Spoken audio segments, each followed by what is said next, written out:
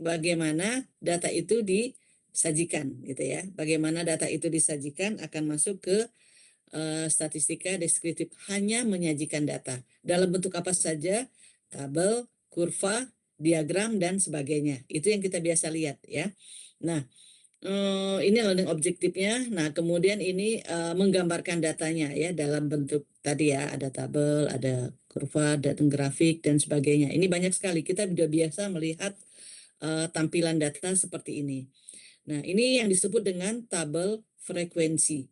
Berarti ada nama objeknya, kemudian berapa jumlahnya. Kalau di sini ada 4, 1, 2, 3, 4. Ada 4 lokasi, kemudian jumlah mobilnya ada 52, 40, 45, 43, kemudian di total ada 180.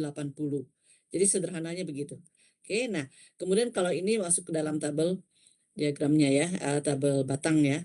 Kemudian sama dengan yang tadi bentuknya, tapi ditampilkan dalam cara yang berbeda. Oke, kemudian ini juga kalian coba biasa lingkaran ya. Biasanya menentukan prosentase. Tetap sama datanya, tetapi dengan tampilan yang berbeda. Tergantung dari si pembuat datanya ya, mau tampilan dalam bentuk apa. Dan yang pasti bahwa kebanyakan orang itu akan senang melihat gambar dibandingkan melihat angka. Iya kan? Masih lihat gambar, warna-warni gitu ya. Itu lebih senang, lebih eye catching dibandingkan hanya tampilan data saja. Oke, nah ini tadi ada 180 jumlah mobil kita distribusikan. Nah, kita akan coba nih. Ini kan ada tampilan data yang ketiga tadi ya, macamnya. Nah, kita masuk ke dalam frekuensi relatif kelas ya, frekuensi. Nah, untuk tujuan untuk ini misalkan tadi ada Kane, Olen, Sheffield, Tionesta itu ada masing-masing totalnya adalah 180. Bagaimana kita menghitung tabel frekuensinya? Relatif, berarti gimana caranya? Data. Misalnya itu yang Kane itu 52, Bu, terus dibagi sama jumlahnya 180. Oke, berarti dibagi dengan masing-masing dibagi dengan jumlah total. Itu yang dinamakan dengan frekuensi relatif. Nah, itu masuk berarti 52 dibagi 180 berarti 0,289, 0,22 dan seterusnya. Dan total frekuensi relatif itu harus 1. Jadi nanti ketika kalian ujian, nilainya 1,03 itu pasti salah. Atau 0,98 itu salah, walaupun pembulatannya sama dengan 1. Jadi itu salah satu cara kita melihat apakah data perhitungan kita sudah benar. Oke ya.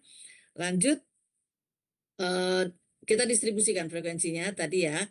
Dari ini contohnya adalah kita ada 3 nih, ada kelas interval, ada kelas frekuensi, ada kelas midpoint. Kalau ini untuk keuntungan yang 200 sampai 600 itu midpointnya 400. Itu dapat dari mana? 200 ditambah 600 dibagi 2. Karena dia titik tengah maka midpoint. Oke ya. Nah, sama terus ke bawah dan frekuensinya masing-masing adalah jumlahnya ya 8, 11 dan seterusnya. Ada 180 objek. Oke, nah ini. Oke, sekarang saya mau ngeliat ke kalian. Kalau ditampilkan data seperti di sebelah kanan ini, itu ada berapa data?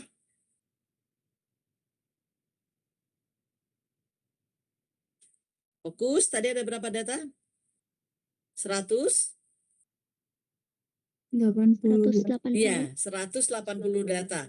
Oke, 180 data ditampilkan apa adanya. Jadi ketika kita melihat tabel seperti ini, maka kita apa ya 1387, 1546, tidak banyak yang bisa kita lihat dari apa yang ditampilkan. Oke ya. Nah, tetapi salah satu cara kita untuk mencoba membuat perhatian dari orang yang mengamati tabel itu singkat, jelas, padat, tapi informatif. Itu dengan membentuknya menjadi tabel kurva atau grafik tadi. Jadi ini adalah data yang belum kita kelompokkan.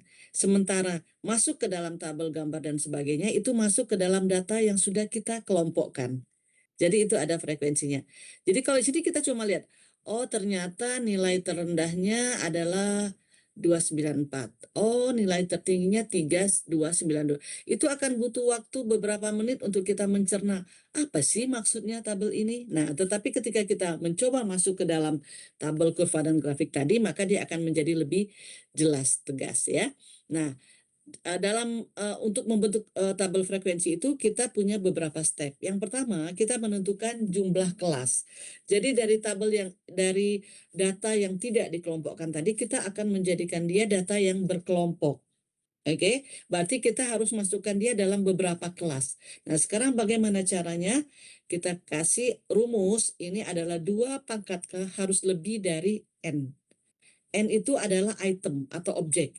Jadi 2 pangkat K, K itu kelas. Berapa kelas yang dibutuhkan itu adalah 2 pangkat K lebih dari N.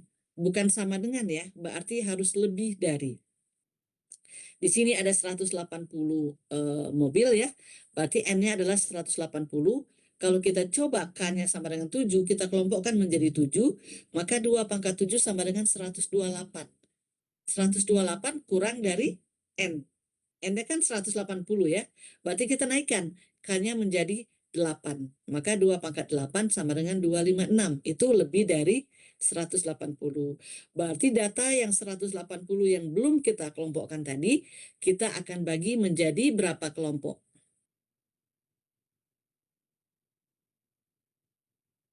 Berapa? Berapa kelas? 8. 8 ya, dari 2 pangkat K harus lebih dari N. Oke, itu step pertama. Nanti ketika ujian saya minta kalian juga bikin stepnya ya. Nah, step kedua itu menentukan lebar kelas. Oke, itu dengan cara apa? I interval kelas itu harus lebih dari sama dengan. Berarti ini harus lebih dari sama dengan. Berarti boleh sama. Itu nilai tertinggi dikurangi nilai terendah dibagi dengan banyaknya kelas. Jadi step pertama itu harus clear dulu kalau kita mau membagi kelompok-kelompoknya ya. Nah, nilai tertinggi tadi 3292 dikurangi 294 dibagi 8. Maka dia dapat 374,75. Oke ya. Nah, ingat di niat kita di awal, data yang tidak dikelompokkan itu supaya lebih informatif, maka kita harus membuatnya menjadi lebih enak dibaca, cepat gitu ya. Informasinya cepat. Jadi kalau kita bikin interval kelasnya 374,75, maka kita akan sangat berhubungan dengan angka-angka pecahan, nilai pecahan. Dan itu tidak asik, bukan eye catching gitu ya. Maka itu kita 374,75. Maka kita masukkan menjadi 375. 375 bisa, tapi masih tetap tidak informatif. Jadi kita masukkan ke dalam lebar kelasnya 400. Oke ya. Jadi angka bulat itu lebih enak dilihat dibandingkan angka yang pecahan. Tapi aturan tetap harus ada. Maka kita bulatkan menjadi lebar kelasnya 400. Oke. Nah, kita masuk ke berikutnya, step ketiga. Kita susun masing-masing itu di dalam batas kelasnya. Tadi nilai terendahnya adalah 2 sekian ya, 294 berapa gitu. Berapa tadi? 29 berapa? 294. Oke. Berarti dia harus masuk kalau kita mulainya di angka 300, 294 nggak masuk. Berarti kita masuk dimulai di angka 200. Oke. Jadi lebar kelasnya 400, maka 200 tambah 400, 600. Oke. 600 tambah 400, 1000. Dan seterusnya 1, 2, 3, 4, 5, 6, 7, 8. Jadi dia ada 8 kelas. Sama dengan 2 pangkat K harus lebih dari N tadi. Ya. Oke, sampai sini ada pertanyaan? Belum ya? Lanjut. Nabila nanti yang aktif tolong dicatat ya. Oke, nah ini ada 8 kelas dengan masing-masing lebar kelasnya adalah 400. Nah, kemudian step yang keempat, kita hitung masing-masing. Dari angka yang tadi ya, dari apa namanya data yang belum kita kelompokkan tadi itu kan banyak banget ya. Nah, kemudian ya kita coret-coret lah. Yang 200 sampai 600 ada 1, cari lagi ada 2, ada 3, 4, 5 dan seterusnya. Sama kayak kita jadi mencari nilai ya. Nah, ternyata 3, 5, 6, 7, 8. Kita hitung masing-masingnya. Ternyata untuk 200 sampai 600 ada 8. 600 sampai 1000 ada 11 dan seterusnya. Dan ini harus 180 karena datanya tadi ada 180. Jadi kita harus cek and recheck. Oke, lanjut lagi. Kita masukkan itu. Jadi antara 200 sampai 600 ada 8, 600 dan seterusnya. Maka kita hitung frekuensi relatifnya. 8 per 180 berarti 0,044 dan seterusnya. Dan ini harus sama dengan 1. Jadi kita harus cek and recheck ya. Ini didapat dari mana? Dari ini. Oke, lanjut lagi. Nah, ini baru kita masukkan ke dalam bentuk, bisa dalam bentuk yang kita inginkan ya, yang lebih informatif. Ada histogram, ada frekuensi poligon, ada kumulatif frekuensi distribusi. Oke, lanjut. Histogram. Antara 200 sampai 600 ada 8, 600 sampai 11, ini ada 23, 35, 45, dan seterusnya. Ini membentuk sebuah kurva. Oke. Nah, ini.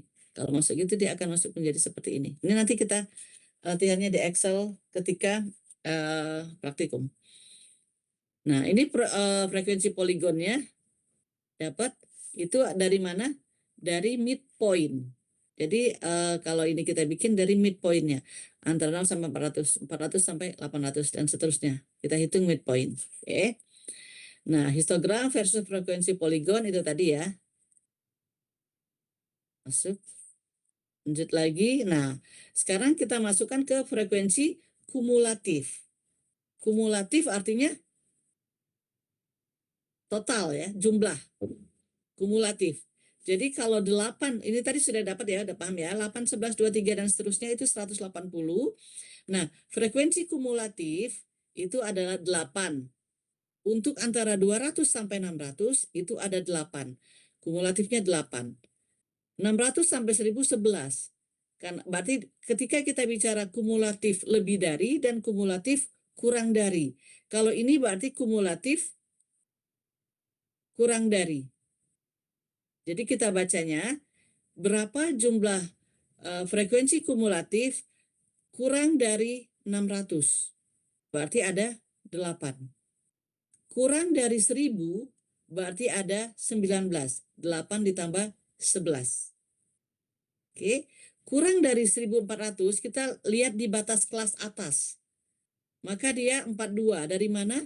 Dari 8 ditambah 11 ditambah 23. Dan totalnya artinya adalah berapa jumlah frekuensi kumulatif kurang dari 3400. Itu ada 180. Oke. Nah, sekarang kalau saya tanyakan berapa frekuensi kumulatif lebih dari. Ini adalah frekuensi kumulatif kurang dari. Kalian fokusnya di nilai tertinggi batas kelas. Ketika kita bicara frekuensi kumulatif lebih dari, maka kita fokus ke batas terbawah limit kelas. Oke, logikanya harus masuk ya. Berarti berapa frekuensi kumulatif lebih dari 200? 180. 180, Bu. 180. Berapa frekuensi kumulatif lebih dari 600? 176. 176 Dari mana? Dari dari mana? kumulatif frekuensi yang kelas paling bawah kedua, Bu. Logikanya tadi saya bilang harus masuk dulu. Berapa total mobil yang terjual yang harganya lebih dari 200? Berarti semua ya. Lebih dari 200. Nilai terendahnya tadi berapa? 294. Berarti lebih dari 294 semuanya. 180. Oke, kita masuk ke baris kedua. Berapa jumlah mobil yang terjual yang harganya lebih dari 600? 172. Didapat dari Dari itu Bu. 180. 180 dikurang 8. Kurang 8, berarti 172. Berapa jumlah mobil, berapa frekuensi kumulatif jumlah mobil terjual lebih dari 1000? 138. 69. 61. Berarti kurang berapa? Kurang berapa? Kurang 11 ya? 11. Ya, 11. jadi bisa kalian pahami. Berarti di bawahnya berapa? Setelah 161 berarti dikurang lagi berapa? 138. 138, kemudian dikurangi lagi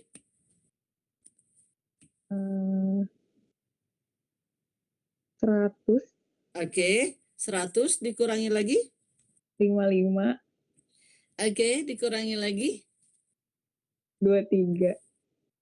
Oke, dikurangi lagi di bawahnya. 4. 23 dikurangi. Oke, 4. Berarti di bawahnya ada berapa? 0. Iya benar. Iya, jadi lebih dari, ketika kita bicara lebih dari, maka kita fokus ke nilai terendah batas kelas. Ketika kita bicara kurang dari, maka kita fokus ke nilai tertinggi batas kelas. Oke ya. Nah, lanjut di sini. Nah, ini frekuensi untuk distribusi frekuensi kumulatif kurang dari. Oke, kurang dari 200, 0. Kurang dari 600 tadi berapa? 8. 8. Kurang dari 1000? 11. 11 dan seterusnya. Nah, pertanyaannya adalah bentuknya seperti apa kalau misalkan saya tanyakan distribusi frekuensi kumulatif lebih dari. Kalau ini bentuknya dari kiri bawah ke kanan atas. Berarti kalau distribusi frekuensi kumulatif lebih dari, maka dia akan berbentuk Dari kurvanya. kiri atas ke kanan bawah, Bu. Oke, dari kiri Turunan, atas. Bu. Ya, jadi dia berkebalikan ya. Dari kiri atas ke kanan bawah. Oke, paham ya insya Allah ya sampai sini ya? Paham Bu, insya Paham, Allah. paham. Nanti tanyakan lagi kalau ada yang nggak paham ya. Oke, lanjut. Kita ke ini, kita masuk selesai di bab 2. Ya, bagaimana menggambarkan data. Itu masuk ke bab 2. Kalian lihat lagi nanti tanya. Kalau ada yang bertanya silakan sebelum kita masuk ke bab 3. Bab 3 ini banget. Krusial, ini juga krusial sih sebenarnya. Bab 3 itu awal kita ngetok pintu statistika ya. Oke, di halaman 39, coba dibuka di halaman 39. Oke, kalian buka di halaman 39.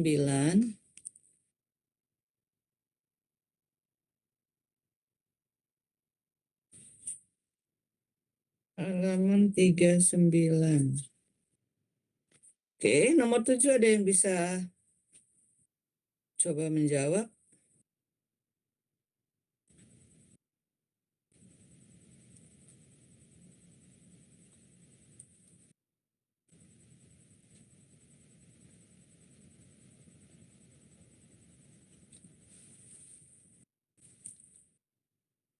Oke.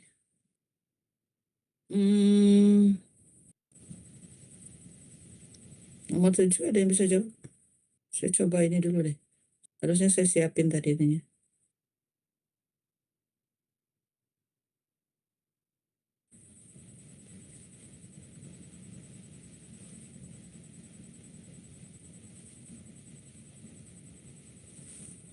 Harusnya saya siapkan sebentar.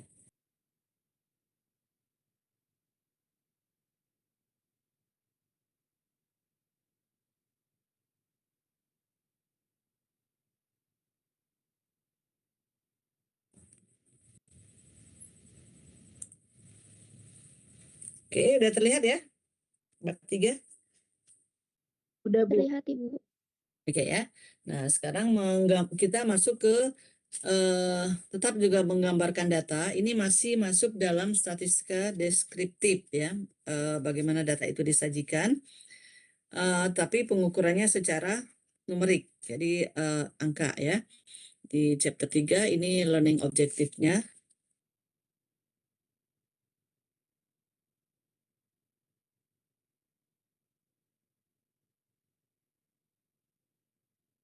Pelajari di bab 3 ini. Ada menjelaskan tentang konsep kurang tengah ya, kemudian aritmetik dan seterusnya. Nah, ini ada beberapa pengukuran lokasi yang kita akan bahas, ada 4 ya. Ada rata-rata aritmetik, ada rata-rata tertimbang, kemudian ada median, modus, dan rata-rata geometrik. Oke, nah karakteristik dari rata-rata itu adalah dia digunakan secara luas ya untuk mengukur lokasi dari data itu. Dia masuk ke dalam skala interval. Masih ingat kemarin ketika kita bicara mengenai Noir, itu adalah nominal, ordinal, interval, dan rasio. Oke ya. Karakteristiknya bisa digunakan di semua nilai, kemudian bersifat unik. Jumlah sum of deviation-nya dari rata-rata itu adalah 0, kemudian bisa dihitung dengan menjumlahkan nilai dari data itu dibagi dengan banyaknya angka, ya banyaknya nilai atau banyaknya angka. Nah, ini kita masuk ke dalam rata-rata populasi. Rata-rata populasi. Di minggu lalu kita bahas apa yang membedakan antara populasi dan sampel. Nah, ini rata-rata populasi itu rumusnya adalah mu sama dengan sigma X dibagi dengan N. Sigma X dibagi dengan N. Itu bacanya mu. Sigma X dibagi N besar. Ciri dari populasi N-nya besar. Sigma X dibagi dengan N. Oke, nah contohnya di sini. Ini ada 42 ya datanya ini. Ada 42. Bentar deh saya pindahkan dulu.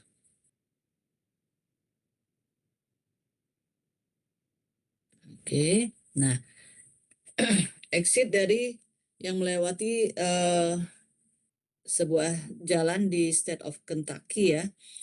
Nah, kemudian why is this information of population? What is the mean number of miles between exit? Jadi yang ditanyakan di sana dari kita mau menghitung rata-rata populasi dari data yang ada. Berarti itu ada 42 jalan keluar ya melalui negara. Nah, mu sama dengan sigma X dibagi dengan N. Berarti kita tambahkan semua data itu, 42 data, 11 ditambah 4 ditambah 10 dan seterusnya. Kemudian kita bagi berapa? Bagi banyaknya data. Datanya ada berapa? 42 ya. Ketika ujian saya masih memegang prinsip diketahui, ditanya, dan dijawab. Jadi diketahui dari ini apa? Diketahui N-nya sama dengan 42. Ya, berarti mu-nya kita jumlahkan semua data, kita bagi 42. Jadi dapatnya berapa? 4, ini kenapa ngeheng? Oke. Nah, berarti mu kita bagikan semua, jumlahkan semua data ini, kemudian dibagi banyaknya data. 192 dibagi 42, maka dia dapat 4,57. Berarti bisa kita katakan rata-rata data ini adalah 4,57. Walaupun ada 11, ada 4, ada 10, ada 1, ada 2, tapi rata-ratanya adalah kita jumlahkan semua, kemudian kita bagi banyaknya data. Berarti mu-nya sama dengan 4,57. Itu rata-rata populasi. Nah, kita bahas sekarang apa bedanya antara parameter dan statistik. Oke, parameter itu ukuran dari populasi. Sementara statistik itu ukuran dari sampel. Itu kenapa kita belajar statistika. Karena kita belajar bagaimana cara mengambil sampel dari populasi yang sudah kita tentukan. Jadi ketika kita bicara parameter, misalkan kalian, parameter negara berkembang itu apa? Bla bla bla bla. Parameter itu ada sesuatu yang dianggap umum oleh kebanyakan orang. Parameter mahasiswa berprestasi itu apa?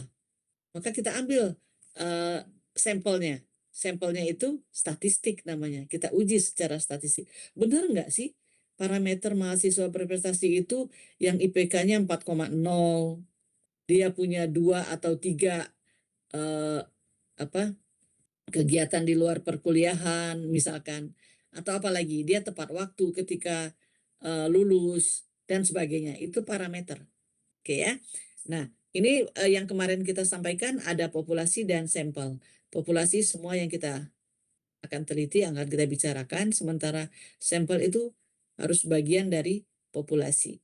Oke, masih ingat sampel yang representatif apa? Ada yang masih ingat? Sampel yang Mendekati kondisi sebenarnya. ya, sampel yang mendekati kondisi sebenarnya dari populasi. Oke, lanjut ya. Ini arithmetic mean, rata-rata tertimbang, ya. Jadi kalau kita menimbang di timbangan itu kan kanan kiri harus seimbang, gitu ya, tertimbang. Nah, jadi di sini arithmetic mean tadi ya. Nah, ini sampel mean, rata-rata populasi. Kita bahas mengenai populasi, sampel mean. Kita membahas mengenai rata-rata dari sampel. Nah, di sini rumusnya adalah X bar. X bar sama dengan sigma X dibagi dengan N. Sama, jumlah semua nilai dibagi dengan banyaknya data. Tetapi N-nya kecil, itu sampel. Kalau N-nya besar, itu populasi. Oke. Nah, tadi contohnya. Ini study number of minutes used monthly by client in a particular cell phone rate plan. Kemudian diambil random sampel. Ada 12 klien ya yang memperlihatkan jumlah panggilan telepon dalam bulan yang lalu. Jadi ada 12. Jadi ini bagian dari populasi. Maka kita jumlahkan semuanya 90 ditambah dan seterusnya dibagi dengan banyaknya data 12. Maka kita dapat sigma X X bar sama dengan sigma X dibagi dengan N, kita dapat 97,5. Itu kenapa kita harus gunakan kalkulator saintifik, supaya kita bisa koma-komanya ada gitu ya. Oke, nah ini yang tertimbang tadi saya salah ya, aritmetik. Ini tertimbang. Ini kita melihat porsi dari masing-masingnya. Contoh di sini adalah ingin menghitung berapa rata-rata upah per jam dari employees-nya ya, dari karyawannya. Nah, di sini disebutkan bahwa perusahaan itu membayar tenaga pekerjanya itu dalam hitungan jam. Ada yang 16,5, 19, ada yang 25 per jam ya. Kemudian ada 26 karyawan ya yang dipekerjakan secara per jam. 14 diantaranya dibayar 16,5, 10 diantaranya dibayar 19 dan 2 dibayar 25. Nah, ini nggak bisa kita hitung rata seperti tadi karena ada pembobotannya, ada perbedaan di masing-masing jumlah karyawan tadi ya. Jadi ada 14 orang yang dibayar 16,5, ada 10 dibayar 19, ada 2 dibayar 25, dikalikan kemudian kita bagi 14 tambah 10 tambah 2. Maka kita dapatkan angkanya ini, 18,1154. Oke ya, lanjut ya. Nah, kita bicara dengan median. Median itu adalah nilai tengah ya. Kalau misalkan kita bahas nanti di bab selanjutnya itu Q2 ya, kuartil 2. Ini median. Nah, contoh di sini median itu usia dari 5 mahasiswa di sebuah perguruan tinggi. Ada usianya 21, ada 25, 19, 20, 22. Oke, mediannya berapa nih? Angka berapa yang menjadi median? 19. 19. Karena apa 19? Karena nilai tengah. Di tengah. Karena nilai tengah. Tapi ada satu ketentuan ketika median itu harus ditentukan, maka Dia harus mengikuti syarat apa? Dari yang terkecil. Ya, datanya diurutkan dulu ya, dari yang terkecil ke yang besar dan atau dari yang besar ke yang terkecil. Kalau enggak nanti kita keliru. Berarti arrange the data in ascending order gives, maka kita akan dapatkan mediannya bukan 19 tapi 21. 21. Ya, jadi untuk median datanya harus kita urutkan dulu. Bisa dari kecil ke besar atau sebaliknya. Oke. Nah, di sini kita urutkan juga, maka kita dapatkan karena dia ada genap dan ganjil, itu masuk juga dalam ketentuan median. Ya. Jadi kalau misalkan dia ganjil, maka kita dapatkan nilai tengahnya langsung. Tapi kalau dia genap, nilai terdekatnya kita tambahkan, kemudian kita bagi 2. Oke, jadi 75,5. Dapat dari mana? 75 ditambah 76 dibagi 2. Oke, lanjut lagi. Nah, kita masuk ke modus. Modus itu adalah nilai observasi yang paling banyak muncul. Oke, kalau ini dari data ini kita bisa lihat dari gambar ini. Oh, ternyata modusnya ada di data kedua. Oke, examples nih modus ya. Modus berarti kita lihat di sini mana frekuensi yang paling banyak. Oke, untuk ketentuan modus apakah bisa lebih dari 1?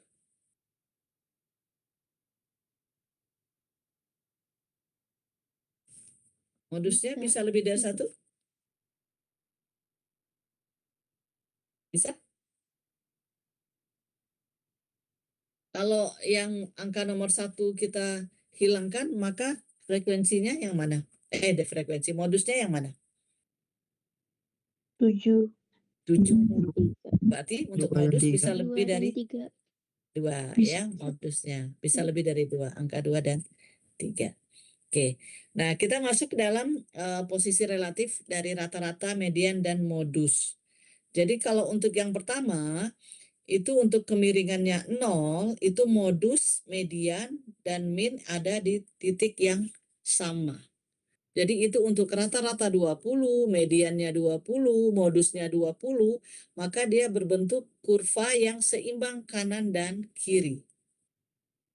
Oke ya, kanan dan kiri, dia seimbang. Oke, tetapi kalau misalkan modusnya kurang dari median dan kurang dari min rata-ratanya, itu disebut dengan kemiringan yang positif.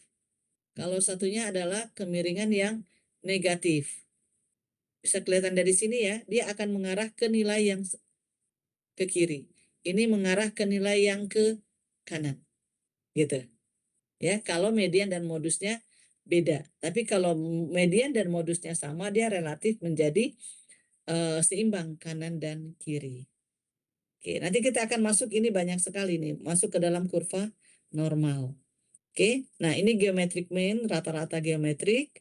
Itu bisa kalian baca juga, dibagi dengan N-nya juga, banyaknya data ya. Oke, nah kita masuk ke dalam dispersi.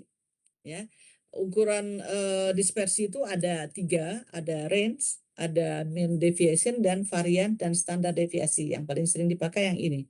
Bagaimana cara kita mengukur varian dan standar deviasi? Itu contohnya apa? Rumusnya ya. Untuk range itu nilai tertinggi dikurangi dengan nilai terendah. Kemudian rata-rata deviasi itu dia pakai nilai mutlak ya. Sigma dari X min X bar dibagi dengan N.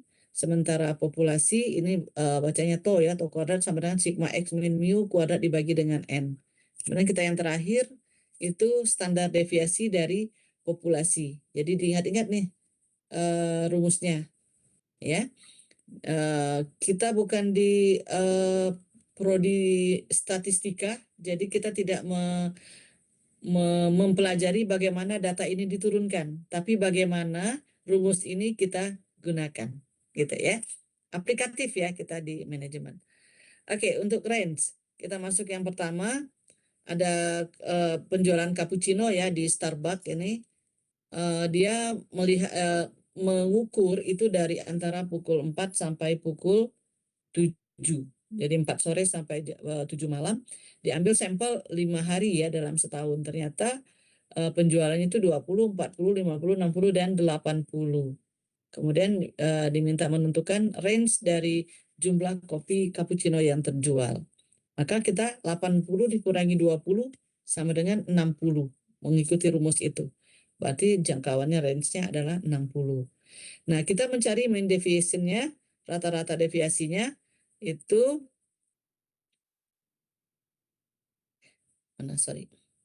sigma X bar dibagi dengan N. Oke ya. Berarti kita harus cari rata-rata datanya dulu ya, rata-rata populasinya. Nah, kita cari rata-ratanya sigma X dibagi dengan N. Berarti 20 ditambah 40 dan seterusnya dibagi dengan banyaknya data 5. Berarti X barnya adalah 50. Karena kita akan mengurangi dari masing-masing. Oke, kita masuk ke sini. 20, 40, 50, 60, dan 80. Maka X min X bar yang kita untuk melihat deviasi rata-ratanya. Min 30, min 10, 0, 10, 30. Karena ini nilai mutlak ya. Absolute deviation-nya ini. Maka deviasi rata-ratanya adalah 16. Didapat dari mana? X min X bar dibagi dengan N.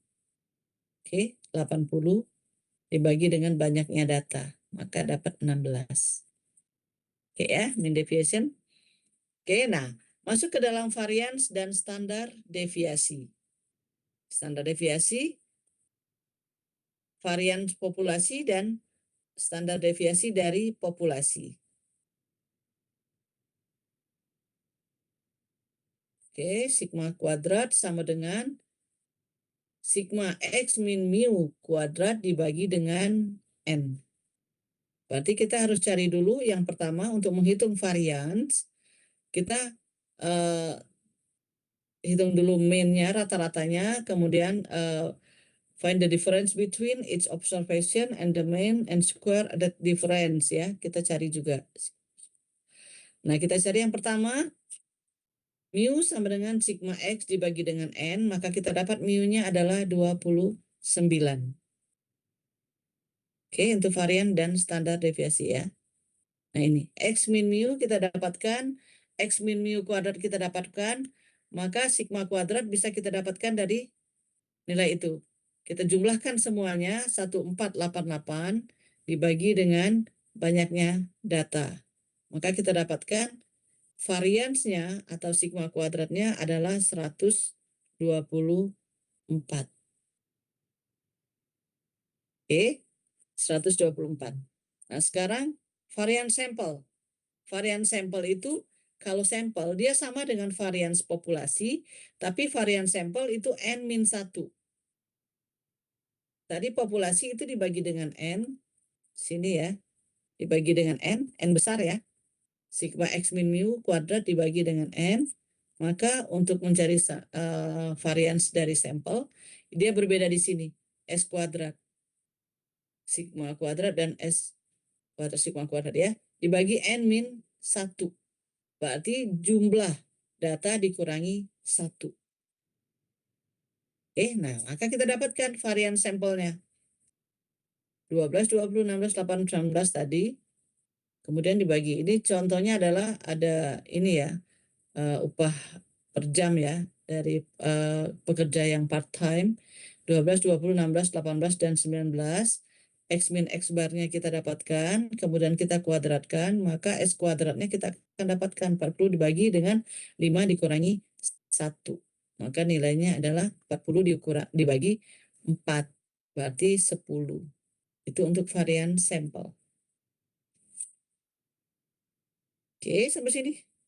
Ada pertanyaan? Nah, ini masuk ke dalam standar deviasi, karena dia berpasangan ya. Varians dan standar deviasi. Ada yang bisa melihat perbedaannya di mana? Varians dan standar deviasi? Sampel maupun populasi? Di akarnya, Bu. Akar. Ya, akarnya, Bu. Oke, di akar ya. Berarti standar deviasi itu adalah Akar dari varian. Akar dari varian. akar kuadrat dari varian ya. Jadi salah satu saja yang kalian cari nanti, maka yang satunya bisa diakarkan atau dikuadratkan ya. Oke. Nah, di sini ada namanya Chebyshev theorem. Ya. Di rata-ratanya equally amount contribute by the. Jadi ini untuk data apa namanya? Untuk menjelaskan Chebyshev ini ada proporsi gitu ya. Di sini disebutkan for any set of observation, ya bisa sampel atau populasi, the proportion of the value that lie within K standard deviation. Jadi ada K standar yang bisa kita hitung untuk Chebyshev theorem. Nah, ini empirical rule, ini yang paling krusial dan kita akan gunakan konsep ini sepanjang semester ini. Sepanjang belajar statistika. Oke, nah sekarang empirical rule untuk ini adalah, ini namanya hukum empiris. Ini kalau ada yang belum paham nanti tolong tanyakan, karena ini prinsip banget ya. Nah, oke, sebelum kita menjelaskan, saya jelaskan lebih jauh. Oke, 100 ini simbolnya apa?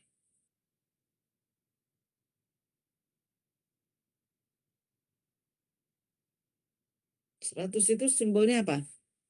X bar. X bar kalau dia sampel. Kalau dia populasi, maka simbolnya mu. Ya, mu ya. S. Oke. Berarti ini disebut mu sama dengan 100. Standar deviasinya di mana? Standar deviasi dari populasi.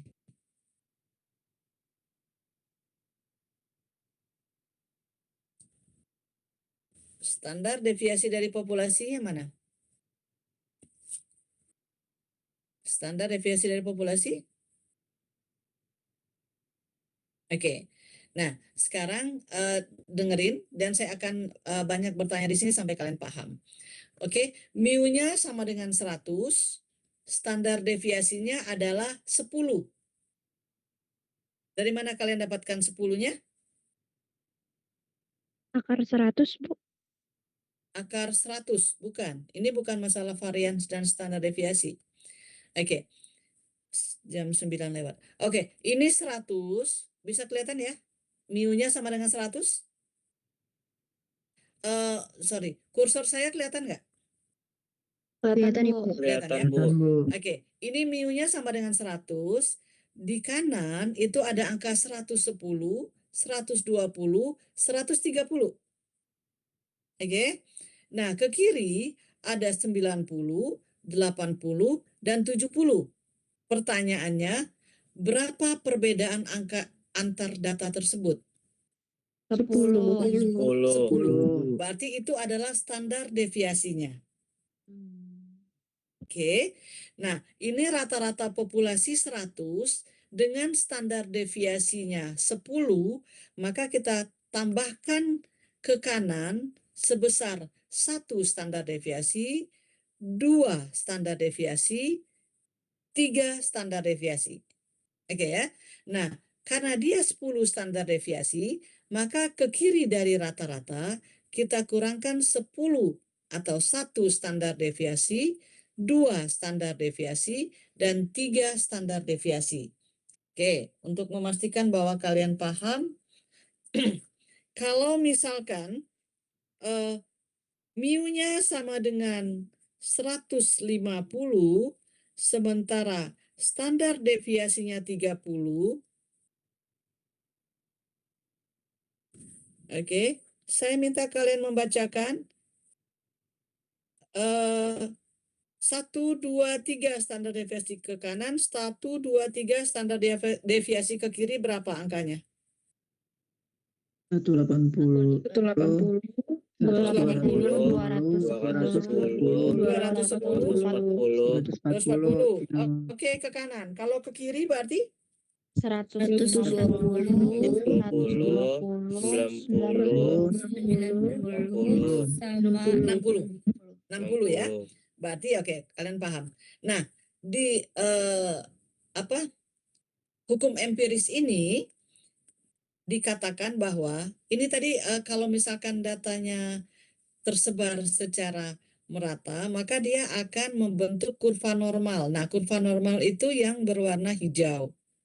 Oke, dengan ketentuan berarti standar deviasinya kita ketahui, rata-ratanya juga kita ketahui. Ini kalian paham tadi adalah 1, 2, 3 ke kanan, 1, 2, 3 ke kiri. Nah, hukum empiris mengatakan kalau misalkan ini tadi ada 180 data misalkan ya. Nah, 68% data itu ada di antara 90 sampai 110. 95% data ada di 80 sampai 120 dan 99,7% data ada di 70 sampai 130. Atau bisa dengan kata lain, 68% data ada di range mu plus minus berapa standar deviasi? Plus minus 1 standar deviasi. Oke, 95% data ada di mu plus minus berapa standar deviasi? 2. 2 plus 2 minus Dua. ya. 2 plus minus standar deviasi. Dan yang terakhir 99,7% atau hampir seluruh data berada di mu plus minus 3. 3. Oke ya, 1, 2, 3. 1, 2, 3.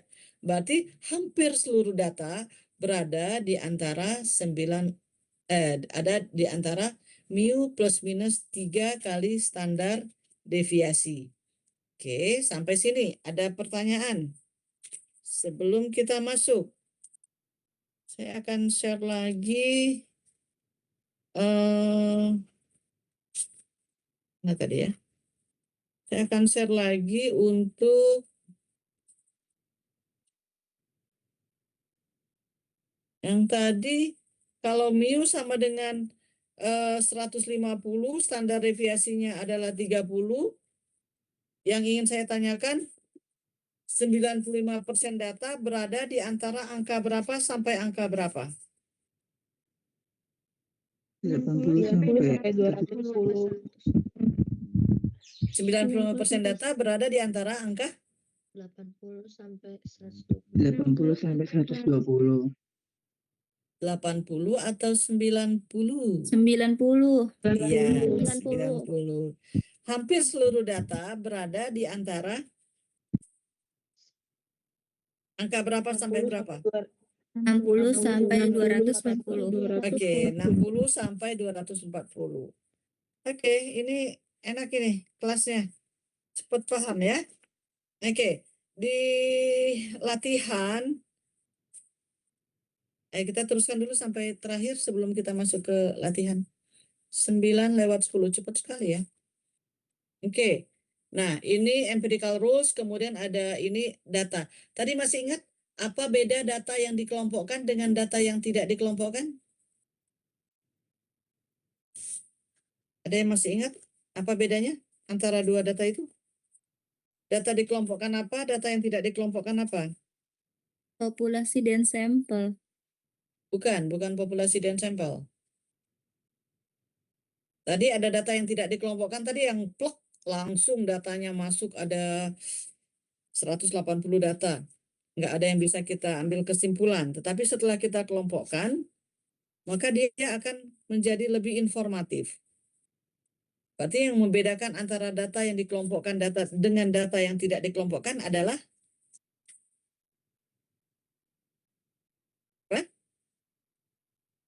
apa? Ayo.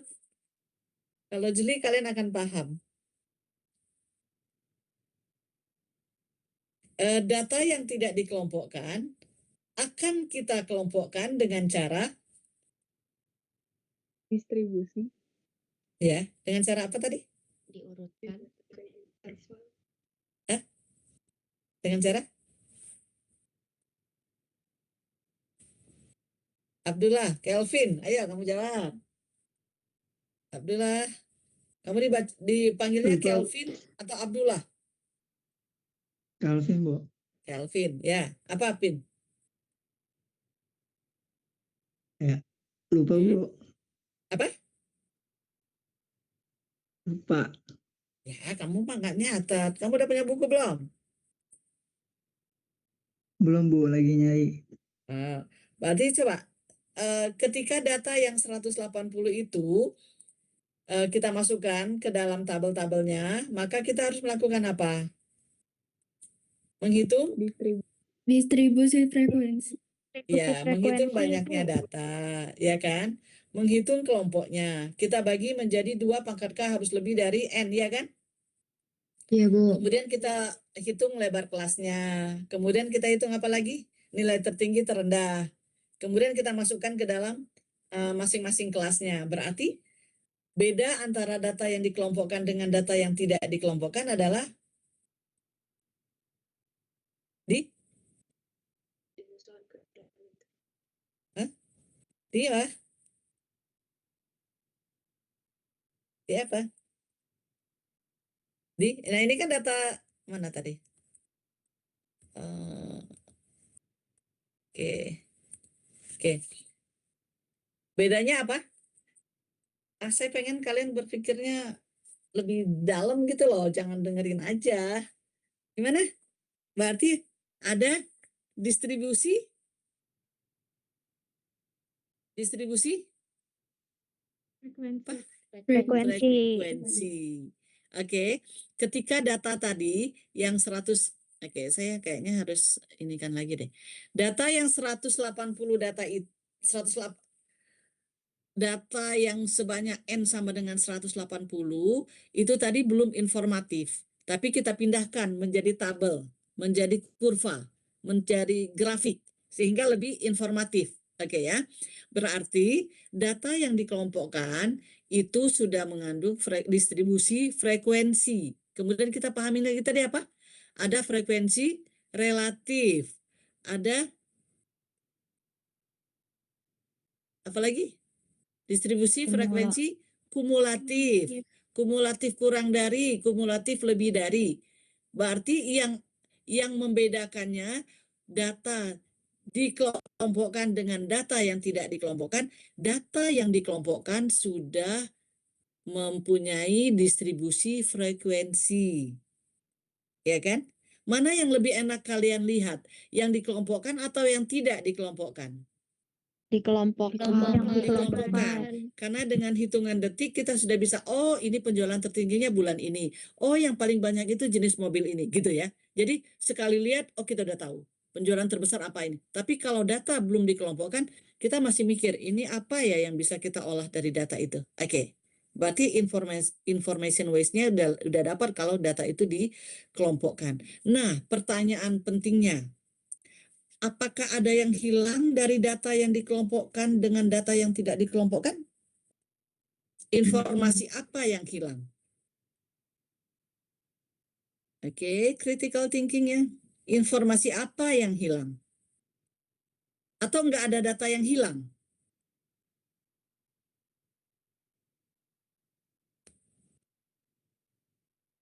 Apakah ada data yang hilang atau tidak ada data yang hilang? Nggak ada. Nggak ada data yang hilang? Iya. Menurut Agita tidak ada data yang hilang. Apakah ada pendapat lain? Yang beda? Nggak ada. Siapa nih? Yang ngomong siapa? Nggak ada detail datanya, Bu. Nah, Zaskia, nggak ada detail data. Kalau kita balik lagi ke yang tadi, datanya itu antara 200 sampai itu kan. Ketika data yang tidak dikelompokkan itu adalah data sebenarnya, real data, ketika kita pindahkan menjadi data yang dikelompokkan, maka kita hanya bicara data jumlah mobil yang terjual dengan harga antara 200 sampai berapa tadi yang limit batas atas kelas pertama? 600. Antara 200 sampai 600 sebanyak berapa? 8. 8. Oke, yang kita tahu mobil yang terjual dengan nilai dengan harga 200 sampai 600 ada 8 mobil. Tetapi kita nggak tahu realnya 8 mobil itu harganya berapa masing-masing. Itu hilang. Tetapi 8 mobil itu ada di antara harga 200 sampai 600. Which is itu 294, 350, 375. It's okay, tapi dia ada di dalam kelompok itu. Itu kenapa data itu dikelompokkan dengan data yang tidak dikelompokkan akan berbeda dalam perlakuan. Nah, yang tadi kita bahas, median, modus, dan rata-rata itu untuk data yang tidak dikelompokkan.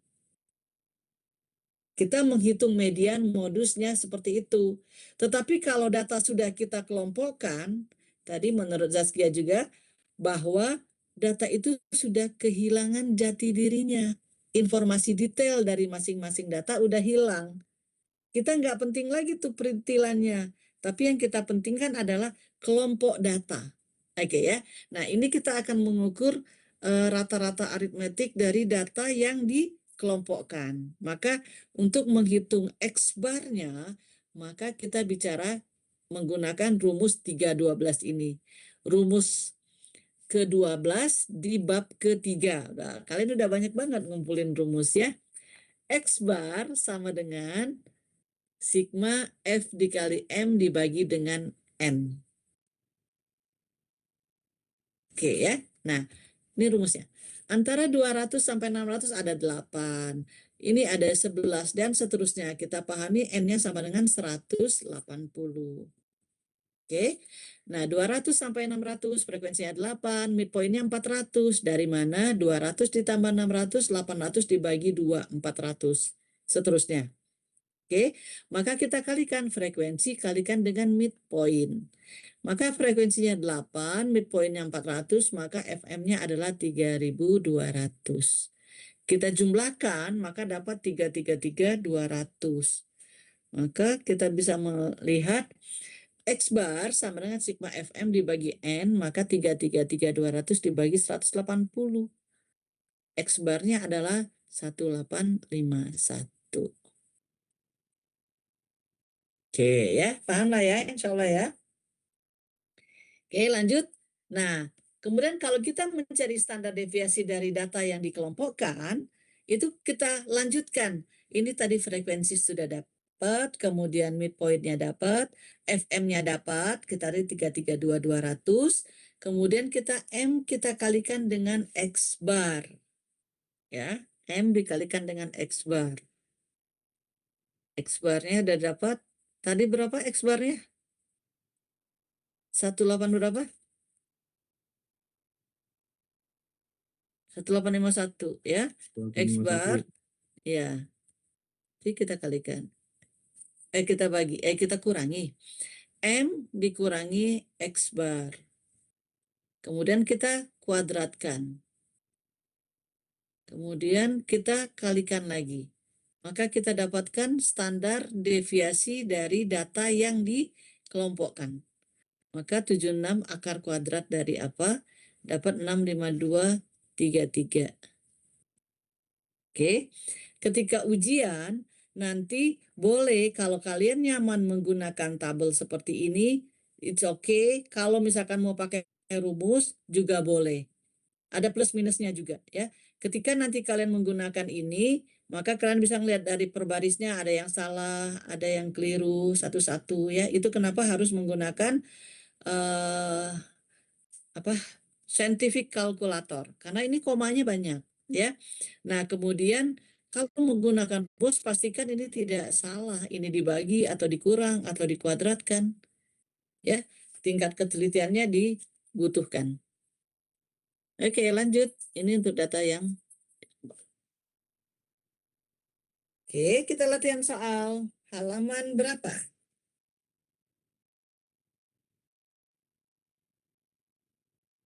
Stop sharing dulu atau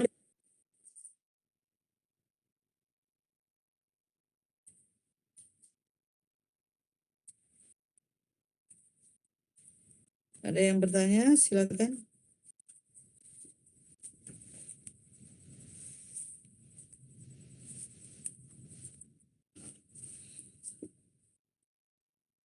Oke. Nah, saya nggak usah saya fotoin ya, saya inikan aja ya. Saya akan bacakan aja, kalian coba jawab. Masuk ke dalam data yang kita deskripsikan ya. Ini singkat sih. Jadi ini beberapa yang akan kita pahami. Ada yang namanya dot plot ya per grup. Ini lebih kepada bagaimana data itu kita kelompok-kelompokkan ya. Nah ini gunakan di lab nanti akan banyak juga digunakan. Ada STEM and Lab itu di bab 2. Ini lanjutan bab 2 sebenarnya. Bagaimana data itu kita kelompokkan. Nah, contohnya di sini ini ada data yang tidak dikelompokkan, kemudian kita akan kelompokkan. Kita menggunakan kata STEM dan lab-nya 8 itu ternyata ada ini memanage data ya. Jadi kalau kita lihat di sini, ini ada angka 96. Oke, di atas ya, 96, 93, 88. Jadi ketika kita masukkan dalam data seperti ini maka 8. Yang berarti di sini ada angkanya 88. Oke, lihat kursor saya 89. Oke ya. Ini memudahkan kita melihat ada 96, ada 93 dan seterusnya. Berarti yang di sini adalah 156, 155, 155. Ada di sini, kita lihat di sini.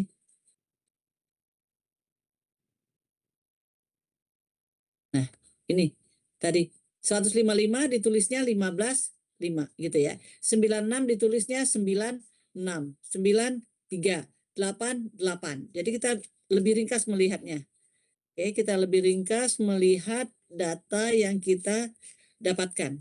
Oke ya, STEM dan lab. Nah, kemudian ini prosedur biasa yang biasa digunakan untuk menulis data ya dari yang kecil ke yang besar. Ini Minitab ada juga. Nah, posisi itu kita ada yang namanya location of a percentile, persentil, desil, dan kuartil. Oke, persentil itu membagi data menjadi 100 bagian yang sama, itu persentil. Jadi ada hitungannya termasuk kuartil, desil, dan persentil. Kalau desil itu membagi rata data menjadi 10 bagian yang sama. Kalau kuartil membagi data menjadi 4 bagian yang sama. Oke ya, persentil, desil, dan kuartil. Nah ini kita mau lihat, ini data yang kesekian ada apa? Nah masukkan LP. N plus 1 dikali P per 100. Ini persentil computation-nya. Ya, nah ini ada data, kemudian locate the median, the first quartile, and the third quartile for the commissions. Jadi ini untuk persentil kita bagi misalkan, contohnya di sini ya. Step 1 kita organize the data from lowest to largest value-nya, jadi yang paling kecil ke yang paling besar. Step kedua kita tentukan, hitung. Nah yang diinginkan tadi adalah data pertama, kuartil pertama, kuartil ketiga, kemudian loket ke-25 dan yang ke-75. Maka kita masukkan ke sini. Untuk L25 maka masukkan angka rumusnya. 15 plus 1 dikali 25 per 100 sama dengan 4. Untuk yang ke-75 angkanya ini. Gitu. Jadi intinya di bab ini adalah bagaimana menyajikan data, membagi data menjadi 100 bagian yang sama, 10 bagian yang sama, dan 4 bagian yang sama. Oke. Kita untuk mengecek data. Benar nggak sih data kesekian itu angkanya segini? Nah kita masukkan ke rumus. Persentil. Berarti lokasi yang ke-25 itu angkanya 175. Dan seterusnya. Kemudian kita bahas juga mengenai box plot gitu ya. Q1, Q2, Q3. Nilai minimum dan nilai maksimum. Nah ini. Contohnya, jadi median itu adalah Q2. Jadi ada nilai minimum, nilai maksimum, Q1, Q2, dan Q3. Q2 itu menjadi median. Oke, masuk ke dalam Minitab. Nah, ini kita melihat kemiringan data ya. Ada 4 yang bisa digunakan. Ada simetris, itu tadi yang masuk ke dalam kalau kanan kirinya sama. ada positif, kemiringan positif, ada yang negatif, kemudian bimodal. Dia ada dua dua puncak dari kurvanya. Oke, kita mau lihat kemiringan dari data itu, apakah dia ke kanan, ke kiri, atau simetris, atau bimodal. Kita gunakan ini. Ada yang namanya rumus Pearson ya. Nanti di SPSS juga kalian akan ketemu juga. Nah, ini yang disebut dengan simetris. Itu kanan kirinya seimbang. Masih ingat tadi hukum empiris itu adalah kurva normal. Oke, di hukum empiris tadi 95% data, 68% data ada di mana? Mu? Mu? Mu pertama. Mu plus minus? Oke, Satu. Plus minus Dua. 1. Dan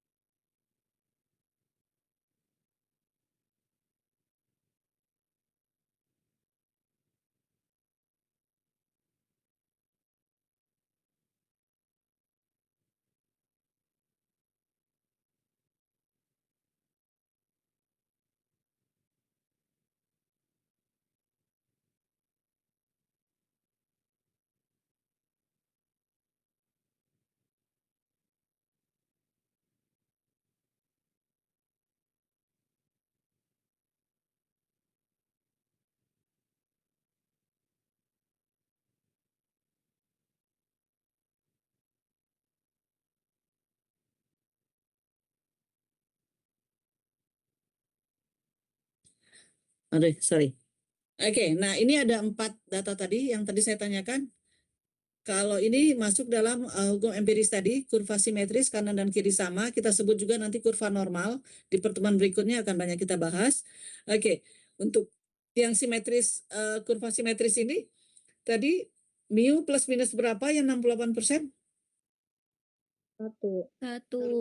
Satu standar deviasi. Kalau 2, dia memuat berapa persen? 95. 95. Oke, kalau 3, 99.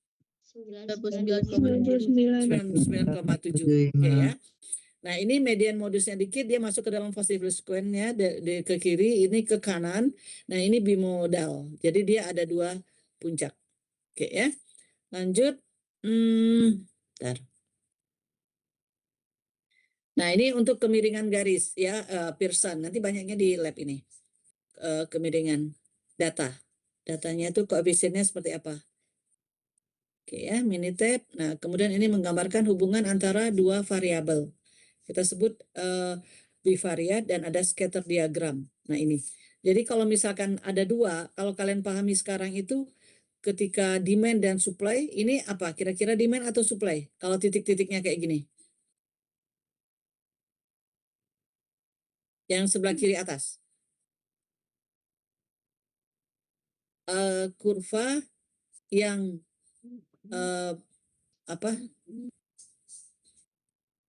kurva yang kemiringannya ini positif atau negatif? Kemiringannya positif dari kiri bawah ke kanan atas itu kurva demand atau supply? Supply. Supply ya. Nah, ini hubungan antara 2 variabel tadi. Misalkan harga dan kualitas, quantity ya. Sorry. Jumlah dan harga. Jumlah barang dan harga barang. Kalau ini berarti dia positif. Karena dia dari kiri bawah ke kanan atas. Naiknya kalau demand berarti naiknya jumlah barang yang ditawarkan akan apa? Kalau demand apa? Akan menyebabkan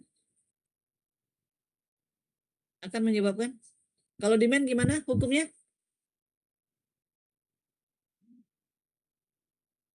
Demand hukumnya? Harga Demand, turun, sorry. permintaan naik. Ya, itu demand. Kalau supply berarti? Harga naik, penawaran naik. Ya, Harga naik. semakin tinggi harga, maka semakin banyak barang yang ditawarkan oleh produsen, gitu ya. Jadi ini hubungan scatter diagram ini. Nah, yang titik-titik ini adalah N tadi, data.